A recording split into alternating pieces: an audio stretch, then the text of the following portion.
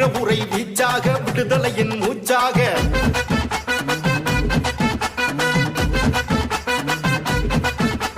வீரபுரை வீச்சாக விடுதலையின் மூச்சாக வெள்ளையனே வெளியேறென்ற சுதந்திர போராட்டத்தில் வெள்ளையனே வெளியேறென்ற சுதந்திர போராட்டத்தில் 1942ஆம் ஆண்டு சிறை சென்ற அவர் சிறை சென்ற தியாகியவரே அவர்தான் இம்மானுவேல் தேவேந்திரரே சிறை சென்ற தியாகியவரே அவர்தான் இம்மானுவேல் தேவேந்திரரே